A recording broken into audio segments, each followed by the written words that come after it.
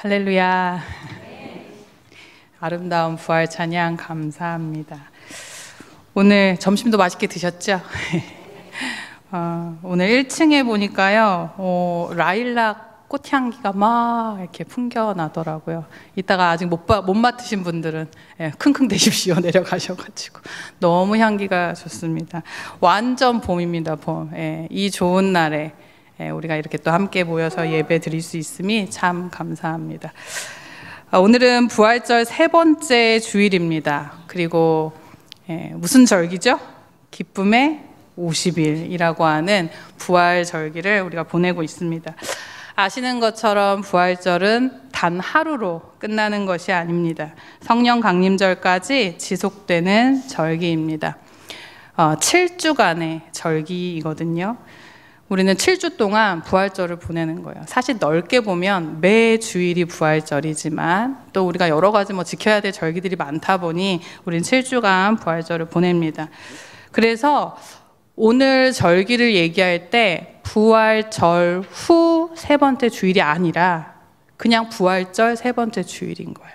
그러니까 부활절이 이미 끝났고 3번째 주일이 아니라는 거예요. 오늘도 부활절 3번째 주일이라는 거죠. 사실 기쁨의 50일 이 절기는 초대교회가 한 3세기 동안 유일하게 지켰던 절기입니다. 그때는 사순절도 없었고요. 대림절도 없었습니다. 오직 기쁨의 50일로 부활절기만 지켰습니다. 초대교회는 50일 동안 완전한 기쁨, 그 부활로 인한 완전한 기쁨과 그 승리의 기분을 계속해서 지속하면서 이 시기를 보냈던 것입니다. 과연 그때 그들의 그 기분과 감정은 어떤 것이었을까? 여러분 한번 상상해 보십시오. 얼마나 기쁘면 50일 동안 계속 잔치를 벌일까요? 사실 지금 이 현대를 살아가고 있는 우리는 그 마음을 다 알기는 어려운 것 같습니다. 근데 그들의 생각 속에는요, 그 부활의 기쁨이 완전 다 지배를 해버렸다는 거죠. 그래서 나중에 325년 니케아 종교회의에서 이들이 발표를 해요. 기쁨의 50일 기간 동안에 2가지는 금지한다라고 딱 발표합니다. 뭘 금지하냐면 금식하지 말 것, 무릎 꿇지 말 것, 이렇게 2가지를 얘기합니다. 여러분 복음서의 금식 논쟁에서 보면은요, 신랑과 함께 있을 동안에는 금식하지 않는다라고 얘기하는 것처럼 예수님이 부활하셨기 때문에 그 부활하신 예수님이 우리와 함께 하시기 때문에 우린 금식할 필요가 없다라고 얘기하는 거죠. 그리고 기쁨과 승리의 날이기 때문에 우리는 무릎 꿇을 수 없다. 무릎 꿇을 필요가 없다라는 거죠. 이렇게 기쁨의 50일은요, 공동 성서 일과에 따르면 총 7번의 주일을 보내게 되고 그 각 주일마다 나름의 의미를 가지고 그 주일을 지키게 됩니다. 오늘 그것을 다 설명할 수는 없지만 중요한 건 오늘은 부활절 3번째 주일이고 그 부활절 3번째 주일인 오늘은 일명 뭐라고 얘기하냐면 음식주일, 식사주일이라고 얘기하는 거예요. 희한하죠? 주일 이름 앞에 식사주일, 음식주일이라는 제목이 붙어요. 왜 그런가 하니 부활하신 예수님이 제자들에게 나타나셔서 뭘 함께 하시죠? 식사를 함께 하시기 때문에 그렇습니다. 요한복음에 보면 고기를 잡으러 갔던 그 제자들을 초청하셔서 숯불에다가 생선을 아주 맛있게 구워가지고 식사를 하시는 장면이 나옵니다. 얼마나 맛있게요. 그런데 그때의 식사 장면, 그리고 또 오늘 본문의 누가복음에는 엠마오로 내려가는 그 2 제자에게 또 음식을 베푸신다는 거예요. 그래서 오늘 우리가 이 본문을 통해서 예수님과 함께하는 부활 식사, 이 부활 식탁의 의미는 무엇이며 어떻게 하면 우리가 이 기쁨의 50일을 잘 은혜롭게 지낼 수 있는지 우리가 함께 보고자 합니다. 오늘 본문은 우리가 잘 아는 것처럼 엠마오로 가는 2 제자 이야기인데요. 상황은 그렇습니다. 예수님이 십자가에 죽으시고 무덤에서 제3일에 다시 살아나셨고 그 빈 무덤을 확인했던 막달라 마리아와 제자들 몇 명이 있었습니다. 그런데 문제는 부활하셨다라는 이야기, 소문은 들었으나 실제로 그 부활하신 예수님을 본 사람은 아직까지 없었던 거예요. 그런 그때에 오늘 제자 둘은 예루살렘에서 엠마오를 향해 걸어가고 있었습니다. 이들이 엠마오를 향해 걸어갈 때의 기분이 어땠을까요? 어떤 기분으로 갔을까요? 날씨 좋다, 봄소풍이나 가자 이러면서 갔을까요? 누가복음 24장 17절에 보면 이렇게 말하고 있습니다. 두 사람이 슬픈 빛을 띠고 머물러 서더라. 슬픈 빛을 띠고. 이들이 왜 슬픈 빛을 띠고 있을까요? 예수님 부활을 믿지 못하기 때문이죠. 24절에 보니까요, 이렇게 말하고 있습니다. 우리 한번 같이 읽어볼까요? 24절에 또 우리와 24절 보이시나요?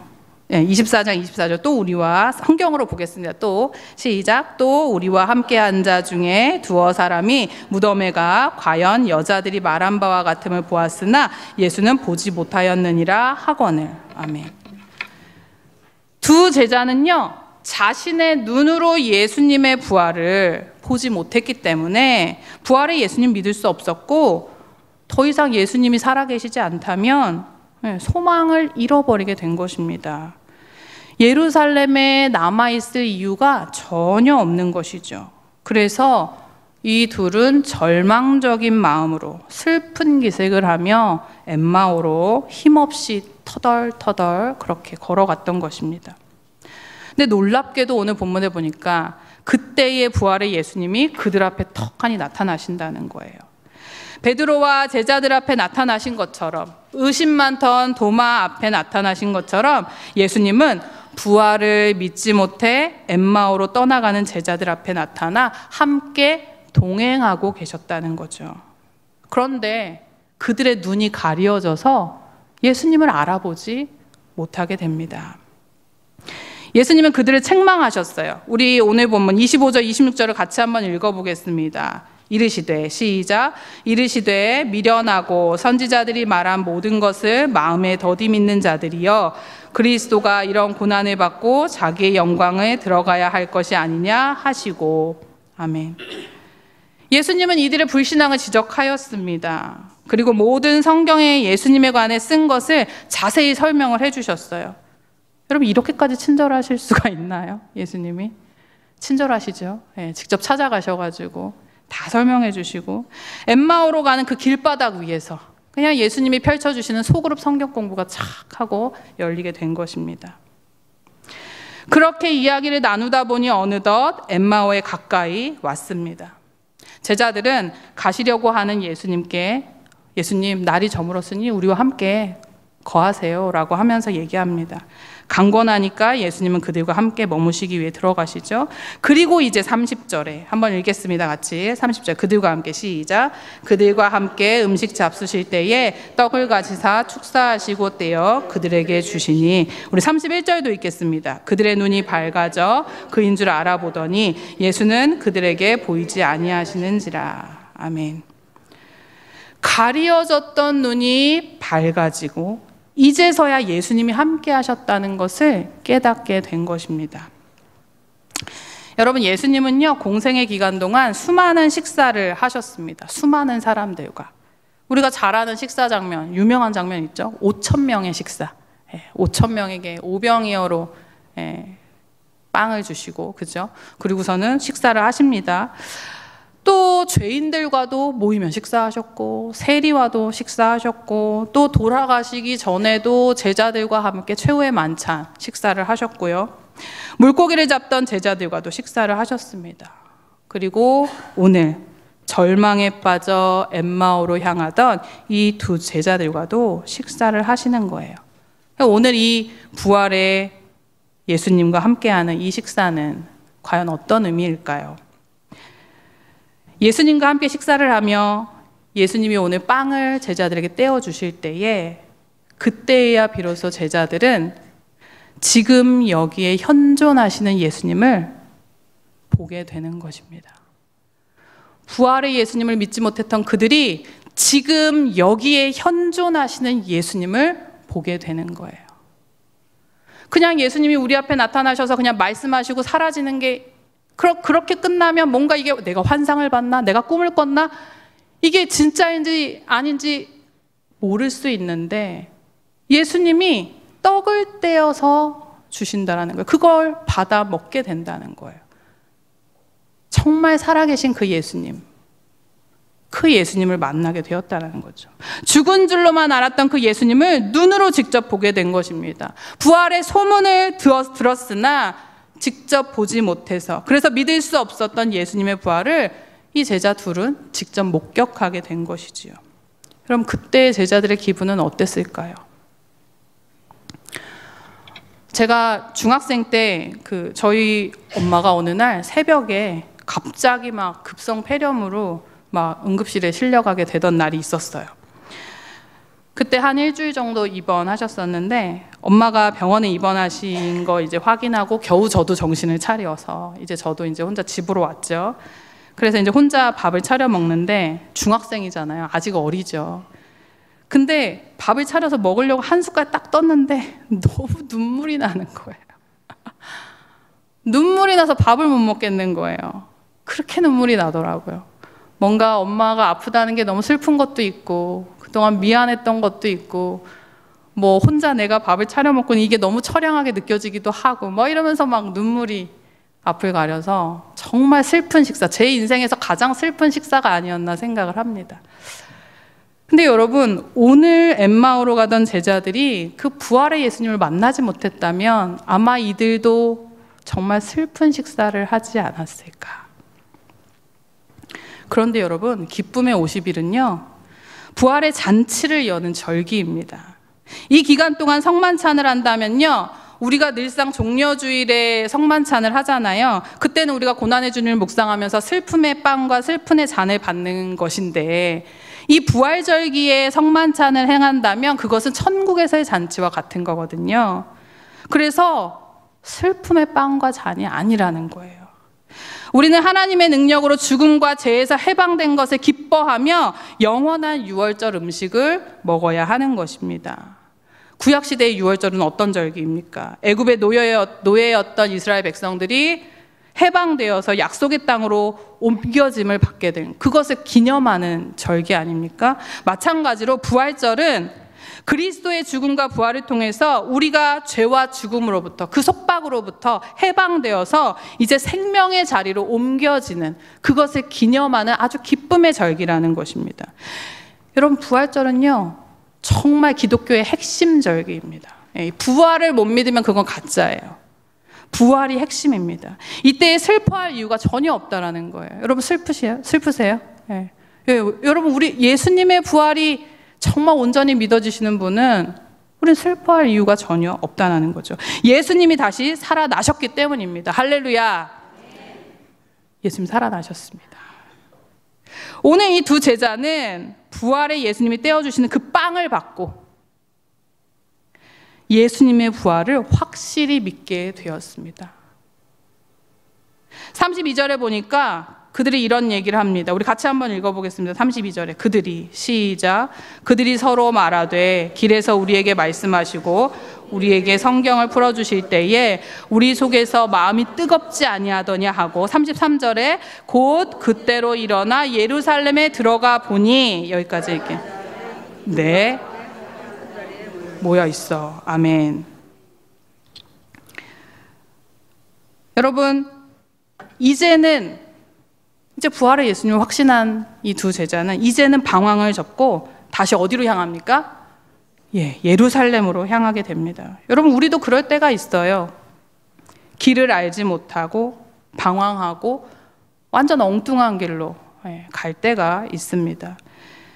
예수님은 부활하셨는데 제자들은 엉뚱하게 엠마오로 가고 있었습니다. 이들뿐만이 아니었어요. 요한복음 21장에 보면요, 베드로가, 예수님의 수제자 그 베드로가 부활의 예수님을 만나고서도 어디로 가요? 고기 잡으러 가요. 엉뚱한 길로 가고 있다는 거예요. 완전히 다른 길로 가고 있다는 거죠.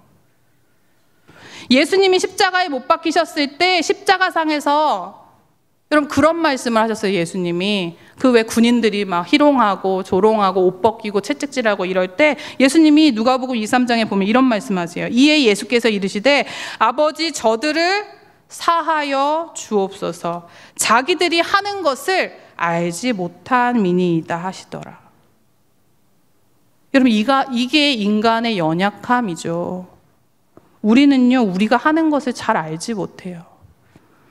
우리가 하는 일의 의미를 정확히 알지 못해요. 그러니까 알지 못하는데 그냥 할 때가 있어요. 의미도 없는 행동들을 우리가 할 때가 있어요. 인생을 살면서도 인생의 참 의미를 알지 못하고 살아가요, 우리는.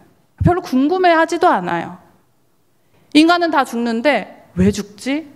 물음표 한 번만 딱 가져보면. 그래서 그 원인에 대한 답, 그 물음에 대한 답을 막 찾다 보면 거기에 하나님, 예수 그리스도가 답을 찾을 수가 있는데 아예 우리는 그런 의문조차 갖지 않는다라는 거죠.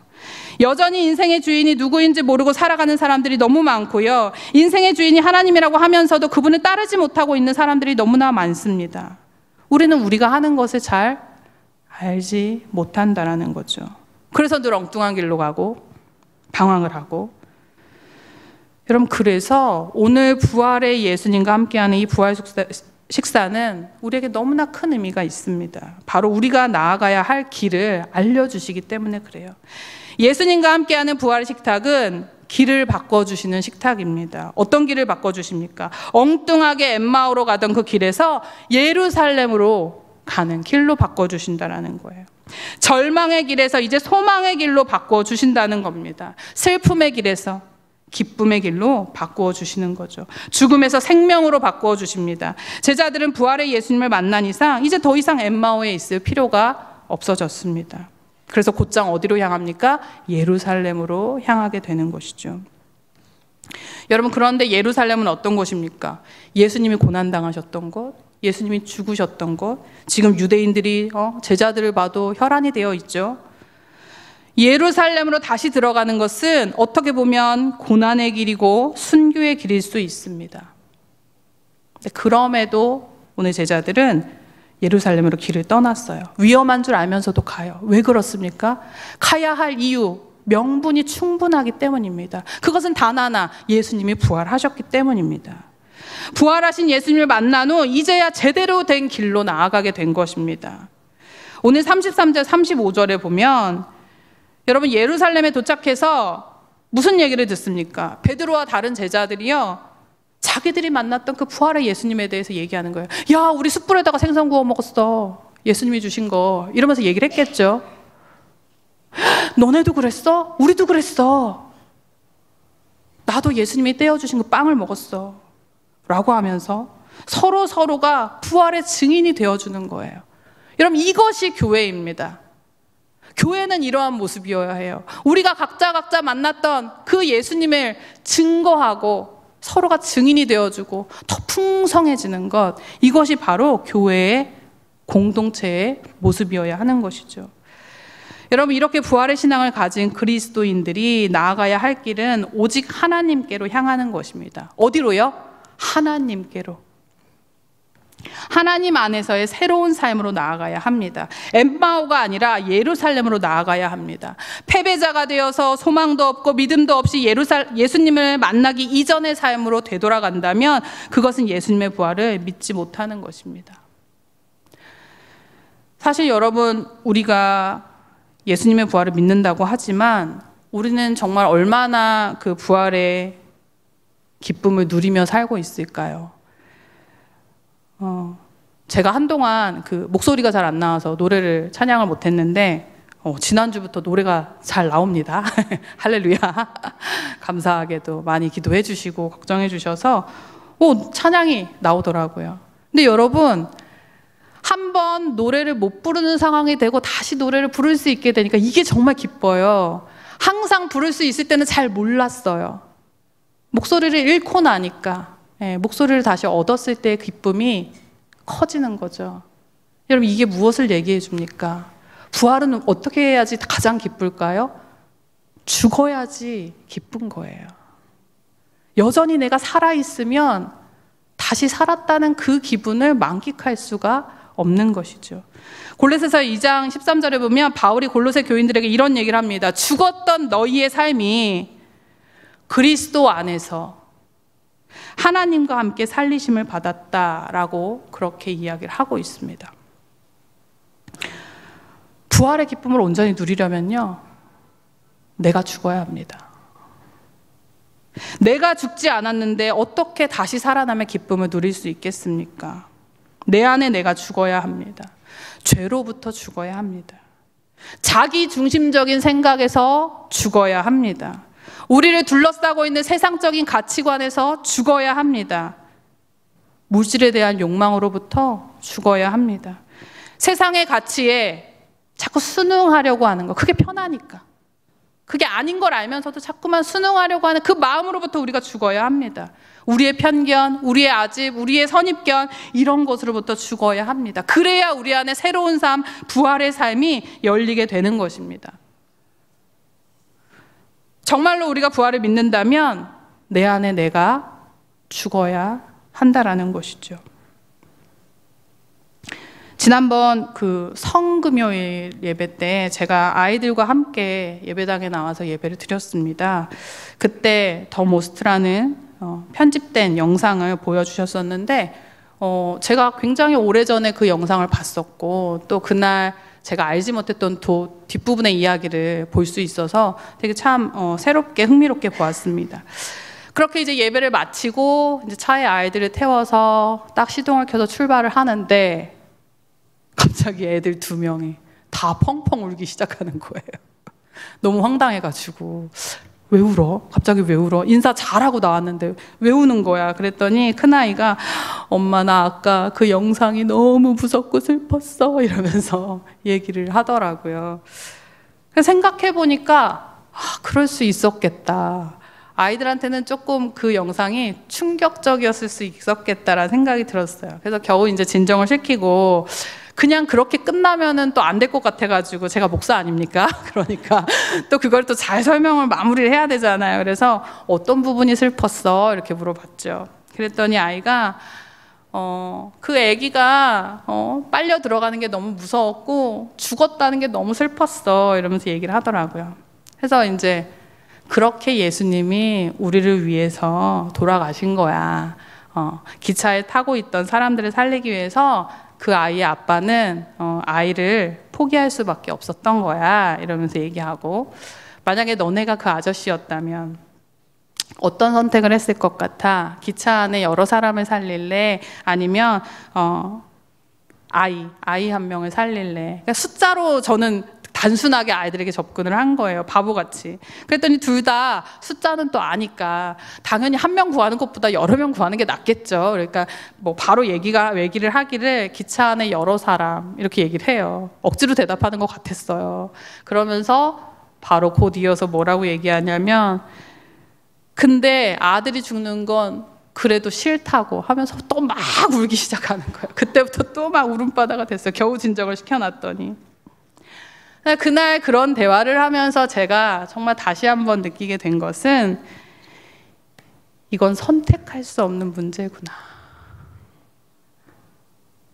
부활절이라 기뻐해야 되는데 왜 이렇게 눈물이 나는지 모르겠어요.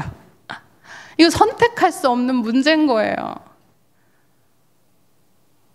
기차 안에 여러 사람과 내 아들을 어떻게 바꿀 수 있습니까? 둘 다 소중하죠, 둘 다.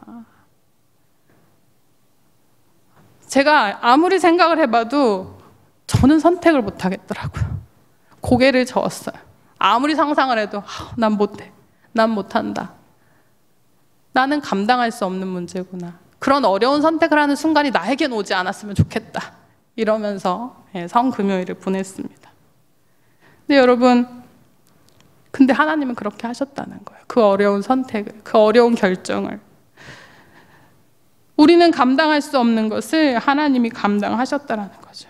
여러분, 내 새끼가 죽는다는 거는 내가 죽는 거예요. 그거는, 그렇죠? 그러니까 예수님이 돌아가셨다는 건 그건 하나님 아버지도 같이 죽은 것입니다. 여러분, 그런데 이게 영화가 아니라는 거예요. 이 실제 사건이고, 예수님이 죽을 뻔한 게 아니고 정말 완전히 죽으셨다는 거예요. 그렇게 완전히 죽으셨던 예수님이 정말 놀랍게도 3일 만에 다시 살아나셨어요. 이게 너무 기쁘지 않습니까, 여러분? 네. 한 15년 전에 저희 할머니가 돌아가셨는데 저는 지금도 생각하면은 할머니의 손에 붙잡고 싶어요. 다시 살아나셨으면 좋겠어요. 예. 근데 하물며 예수님이 정말 다시 살아나셨다는 것, 내가 정말 간절히 원하고 나를 사랑해 주시는 그 예수님이 다시 살아나셨다는 건, 여러분, 이건 정말 기쁘지 않을 수 없는 일이라는 거죠. 그리고 이것이 예표가 되어서 우리도 주님을 믿으면 죽지 않고 우리 또한 영원히 살 수 있고, 할렐루야. 네. 영원히 살 수 있다라는 것입니다. 기쁨의 50일을 지내며 우리가 할 일은 첫째로 무엇보다 기뻐해야 합니다. 예수님 부활하셨습니다. 사망 권세를 이기시고 부활하셨습니다. 예수님의 부활이 남의 이야기가 아니라 나의 이야기가 되어야 하는 것입니다. 초대교회 사람들이 부활의 기쁨에 지배되고 사로잡힌 것은 예수님의 죽으심이 그들의 사건이었기 때문입니다. 예수님의 죽으심이 나의 일이 아니라면 예수님의 부활도 나의 일이 아닌 것입니다. 나와 상관없는 일이 되는 것이죠. 그러나 예수님의 죽으심이 나에게 일어난 일이라면 예수님의 부활은 너무나 놀랍고 기쁘신 사건이 아닐 수 없다라는 거죠.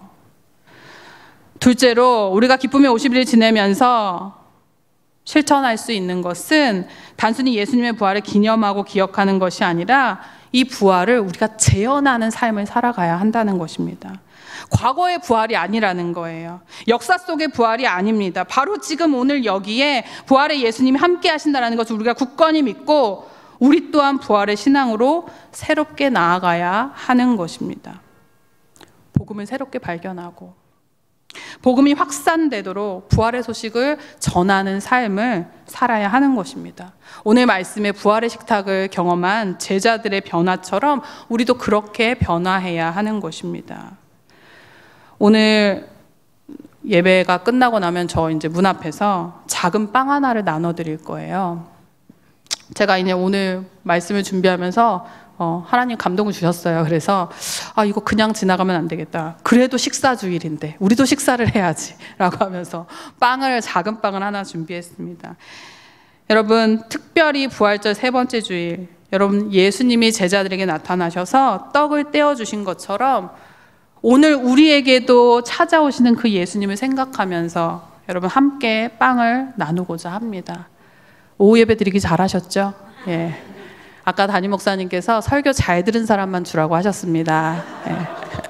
일단 나가실 때 설교 잘 들었다고 꼭 얘기하시고, 이 빵을 드시고, 중요한 건 이겁니다. 이 빵을 드시고 다시 엠마오로 돌아가시면 안 됩니다. 다시 과거로 돌아가면 안 돼요. 우리의 옛 모습으로 돌아가면 안 됩니다. 내가 죽어야 합니다. 하나님께로 새로운 삶으로, 예루살렘으로 그렇게 나아가는 저와 여러분들 모두가 되시기를 간절히 축원합니다. 기도하겠습니다. 사랑의 하나님, 제자들 앞에 나타나 떡을 떼어주시는 부활의 예수님을 여러분, 하나님, 우리도 날마다 만나길 소원합니다. 주님을 만나 우리의 마음이 뜨거워짐을 경험케 하시고 이웃들에게 우리가 만난 예수님을 증거하게 하시고 우리의 삶으로 부활을 재현하게 하여 주시옵소서. 부활을 피상적으로 믿는 것이 아니라 우리가 매주일 사도신경으로 고백하듯이 죽어도 다시 사는 것을 확실히 믿으며 영원히 사는 것을 확실히 믿는 그 믿음을 주님 허락하여 주시옵소서. 예수님 부활하셨지만 여전히 우리의 삶에 여러 가지 문제들로 고통 가운데 있는 많은 이들이 있습니다. 주님, 부활의 능력으로 정말 모든 것을 이기고 승리하며 우리 안에 참 기쁨과 감사로 나아갈 수 있는 그 은혜들을 허락하여 주시옵소서. 다시 엠마오로 돌아가는 어리석음을 버리게 하여 주시고 날마다 하나님께로 나아가는 저희들 되게 하여 주시옵소서. 기쁨의 50일 기간을 보내며 복음을 다시 한번 바라보는 특별한 은혜를 내려주시고 부활의 기쁨과 소망이 정말 가득한 아름다운 부활의 계절을 보낼 수 있도록 주여 인도하여 주시옵소서. 감사드리며 부활이요 생명이신 예수 그리스도의 이름으로 기도드립니다. 아멘.